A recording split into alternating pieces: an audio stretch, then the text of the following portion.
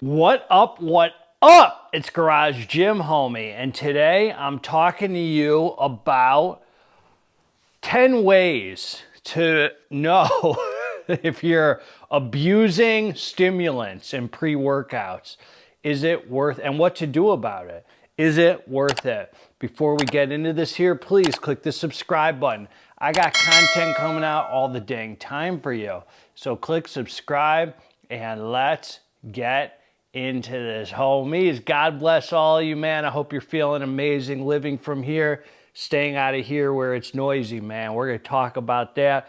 So what I want to talk about is I'm on a stim break right now, man. I schedule it every, how often, man? 4 times a year, man, where I just do 10 days where I don't take stims.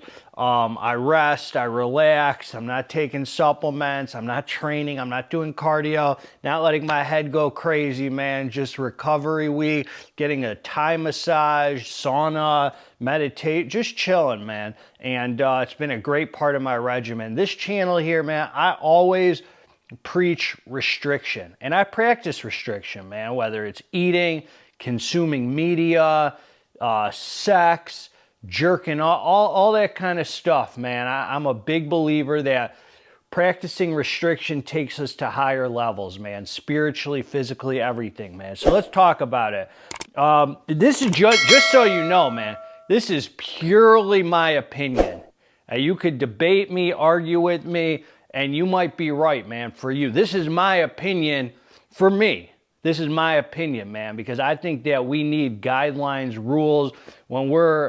I'm an addict alcoholic, man, so when I'm using pre-workouts and certain things, man, I got to really watch for it or my disease goes crazy. So these are just prefacing this. This is my opinion, homie. You could say I'm totally off base, and that's okay, homie. So here we go. So number 1, these are 10 things that I've created where I think that crossing these lines are abusing stimulants. Using a fat burner and a pre-workout on the same day. I've created a rule for myself where I don't take stimulants multiple times in a day. I take stimulants 1 time per day. That's first thing in the morning. Most of my training now is non-stim in the afternoon, a lot of it. So I'm doing fasted cardio, I'm swimming, I'm stair mill, biking, whatever. So I take a fat burner in the morning. I don't drink a cup of coffee later. I don't have a pre-workout later in the day. My pre-workout later is a stim-free pump formula or whatever. I allow myself 1 serving of stimulants per day, and it's in the morning, and it goes towards working out. That's the rule I've taken. So for me, getting in my head, well, maybe I'll just do a fat burner later or a pre-workout, that's crossing the line, and that's abusing stimulants for me, man. Next, a lot of you come on, I'll review a pre-workout, and then I'll get a comment from somebody, well, I use that pre-workout, I use this as a nootropic. To me, that's abusing stimulants. If you take a pre-workout and you don't use it to work out, that's abusing it to me. That's what I think, man. I think you're abusing the product. The product's made as a pre-workout to work out. If you don't take it for that purpose, you're just taking it for your head and not for anything that has to do with working out. To me, it's abuse. It's abusing the stimulants. Then I got other people who say, well, is this like Adderall? I've gotten a ton of messages about pre-workouts. Is this close to Adderall? Homie, don't come on my channel talking about, is this what's supposed to be a health and fitness supplement? Is this supposed to feel like a pharmaceutical product, which is unhealthy? No, it's not like Adderall, man. I mean, come on, stop. It's drug-seeking behavior, homie, and that, to me, is abusing the products, man. It makes us all look bad, homie. Abusing pre-workouts or stimulants looks to me like, here's the third thing, taking more than the recommended dose. I've had people who hit me up on my channel and they're like, oh man, I tried this at 1.5 scoops and it was too much. And I was like, did you even try it at 1 scoop first? Did you even try it at the dose? No, they just go straight to more than the dose. There's a serving size recommended on the label, man. And if you're going to just exceed that serving size and not follow directions, you're abusing the product, man. You're abusing stimulants, in my opinion, man. So I'm not big on that, man. The other thing, abusing stimulants to me, number 4, is playing mad scientist. Taking multiple stimulant-based products and matching them and mixing them and doing all this and building your own pre-workout and all. That's all for the head, homie. That's not for the muscle. That's all for the head. I am a big believer in following directions on the products. If you're going to use these crazy hardcore pre-workouts, which I do, obviously I review them, I'm going to follow the instructions on the label. I'm not going to take this one pill of this fat burner and one scoop of this pre-workout and make my own mega mad scientist. I believe it's abuse. It's abusing stimulants, and all it does is hurt you, man. It just builds a crazy tolerance, and it's when's it ever enough? You know, in Narcotics Anonymous, I don't go to narcotics. They used to say, one is too many and 1,000's never enough. It's like, when is it enough, man? When is it enough? You know, when does your head go so crazy? Well, how many things you got to mix and match to satisfy you? You know, it's just too much. Number 5. So this is what I believe, man. There's these illicit pre-workouts, the DMHA, the DMAA. Any more for me than 2 times in a week is starting to abuse them, man. I just think it's too much, man. I really created High Stim Saturday for the purpose of practicing restriction, to really try and limit it to once a week, you know, but any more than twice, and then also using them, any of these amphetamine-based kind of ingredients like DMHA, DMAA, DMBA, all that kind of amphetamine, those are all like, you know, basically, you know what I'm talking about. Using those multiple days in a row and more than twice a week, to me, the rules I've created for myself is abuse. So if I'm going to use them, it's going to be 3 or 4 days apart and no more than twice a week, you know. So I really want to keep it tight with those because they're so easy to build a tolerance to, and I don't think they're really that healthy, man. I think they're way more for the head than the muscle in the body. So these certain kind of stimulants are just, you got to really be aware, because it's very easy to overdo it and abuse them, and it gets in the way of your rest. I don't care if you tell me, oh, I use them every day and I don't have any negative side effects. We don't build muscle, man, when we it's hard on the nervous system, they're hard on the heart, they're hard on the body, man. So rest and recovery is the best way for us to be healthy and build muscle, and those amphetamine kind of products get in the way of that. You know, you can't debate it. They just do. Number 6, you're not feeling them anymore, and some of them, they even make you tired, man. Like, if you're not feeling these stimulants anymore and you continue to take them and you can't lower it down, it's abusing them. Now, I'll just say this. It's completely unavoidable to build a tolerance to them. You gotta build some kind of tolerance, which is actually not a bad thing, to be able to tolerate the products more. That's not a bad thing, because you can tolerate them, you can use them. To tolerate something is not a bad thing. It's probably a good thing. There's less negative side effects. It's not, you know, it's good to a point to be able to tolerate some of these products. But when you don't feel them anymore, then they're no longer doing their job or serving their purpose, and you continue to use them and you can't back down to lower that tolerance. That's abusing them, you know. So you want to definitely be able to feel them, and you don't want them to do anything negative, like make you tired. You know, when caffeine starts making you tired, you've really overdone it, you know. So then number 7, Difficulty controlling or stopping use, despite negative consequences. So that's a big one there. Let's say you're exhibiting negative consequences and you can't manage to stop or control your use with them. Let's say you're having health issues. You've been told by a doctor to be careful. You have a bad heart. Let's say you're just not getting good sleep and these stims are getting in the way of it. Let's say you've had a super horrible anxiety attack or a bad pre-workout experience and you just continue using that product. You're now abusing it. Because when you use, substances despite negative consequences, it's really a good time to take a look at, if it's an addiction or not.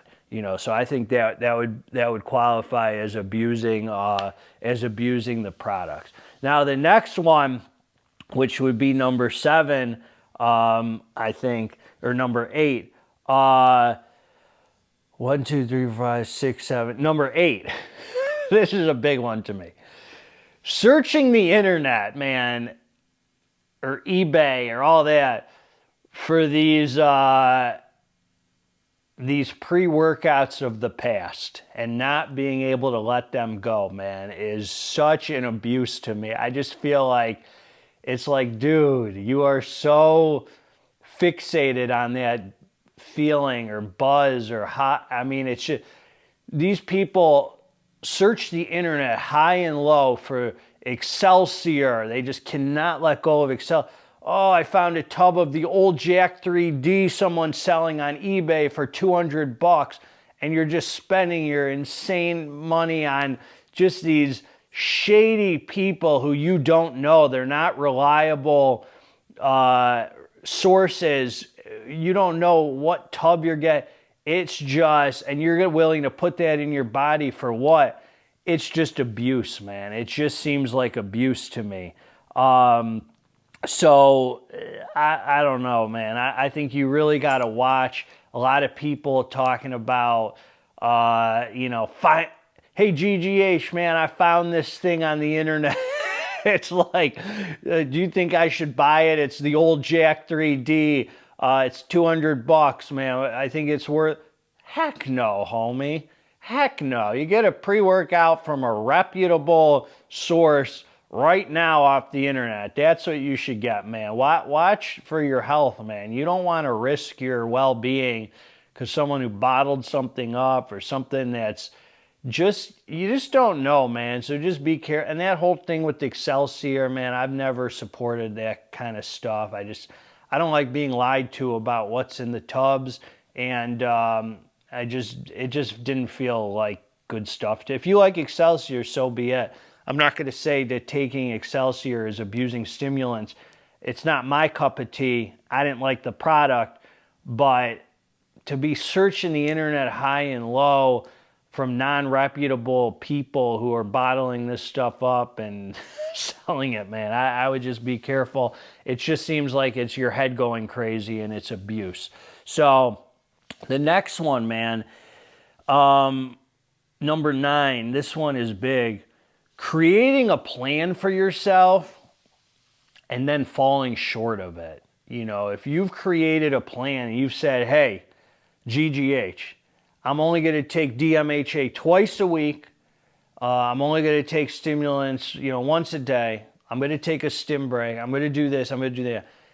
And then your head's so crazy, you fall short of it, or you can't stick to your plan, is what I'm trying to say.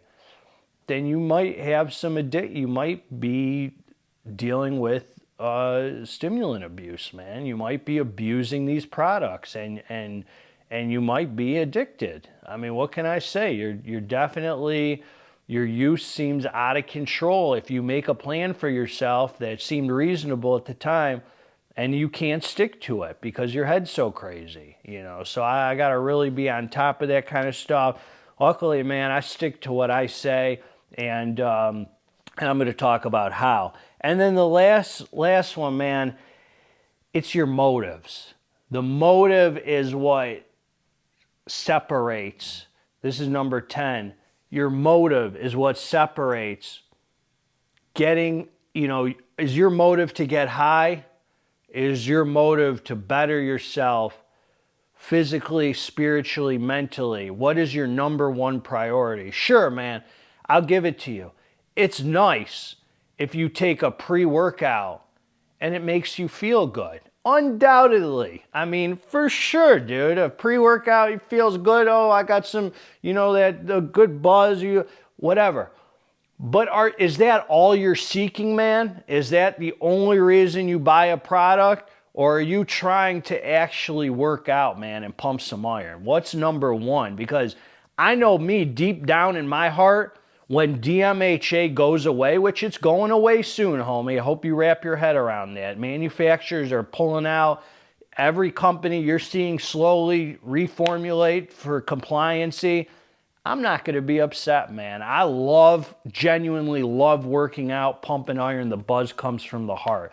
So the motive is very important, man. What are your motives here? So that's 10 things, man, that should help you decide if you're abusing stimulants, in my opinion. Now, what do we do about it? That's even more important, man. Number one, making a plan. And I'm a big believer in writing down plans. I have my schedule written down. I have my workouts written down. I have the way that I eat cheat meals written down so I don't cross the line on that. Everything I do, man, is a plan that gets written down. So I think that's number one, where you start, coming up with a plan for yourself. If you're going to be messing, if you're into these kind of products, pre-workouts, fat burners, stimulants, whatever, and you're concerned about your use, then you got to have a plan, man, on how you're going to responsibly not abuse these things. And you got to have a plan you can stick to. And it's got to be a healthy plan, man. That's number one. Number two is everything, man. Our spirituality, our spiritual life is always going to be the thing that keeps us balanced, man. Balance is good. I love the products, everything. And the reason I've been able to take these things and not cross the line, even as a supplement reviewer, they're constantly being sent to me, constantly in my face, companies constantly asking me to review their latest and greatest and this and that, is my relationship with God, man. Living a spiritual life is number one, and having that focus beyond helping other people is always going to be the thing that takes you out of your head. Helping addicts, alcoholics, for me, being a light to people's life through the YouTube channel, having a balanced life comes from my spirituality being in order, having my 12 steps, my spiritual practice. I'm praying in the morning, I'm meditating, I'm having God guide me, so I'm doing the right thing, man. Because if I didn't do that, if God wasn't number one and my spirituality wasn't number one, then my head would be crazy all the time and all bets would be off. And I wouldn't be taking pre-workouts, homie. I'd be shooting heroin, and I'd go way past pre-workouts straight to heroin and meth. So my spirituality is the number one thing that I rely on to keep me grounded, to keep me balanced. When people come to me and they're like, hey, GGH, man, like, as a recovered addict or alcoholic, is it dangerous for you to, be messing with these pre-workouts? They have like illicit ingredient stuff. And my answer is, yeah, it's definitely a concern, but my spiritual life is in order, and I'm always trying to grow spiritually, so I feel protected. I'm not in danger. I don't feel of abusing these supplements, abusing these products, because I'm watching for these things, man. I'm watching for selfishness and fear and resentment and dishonesty, and I stick to the plan.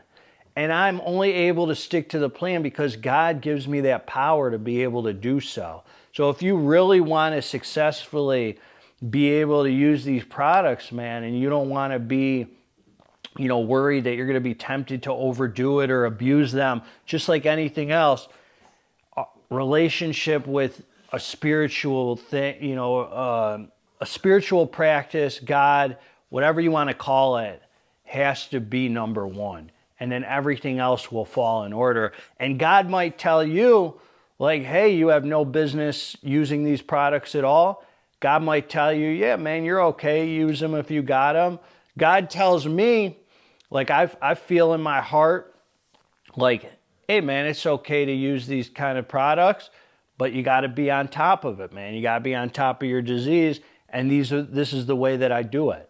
So, and that might change, man. One day I might listen to my heart in meditation and I hear God tell me something else, like, GGH, man, it's time to like give them up. You got no business using them anymore. You know, they don't serve their purpose anymore. So we always got to be listening, man. Praying is not enough. We also got to listen. So that's what I got, man. That's what I got. Those are 10 ways right there to, you know, give you some decisions if you're abusing stimulants, pre-workouts, these supplements, and what I think the answer is for it, man. So God bless all of you, man. Together, let's get this dang muscle. I'm out.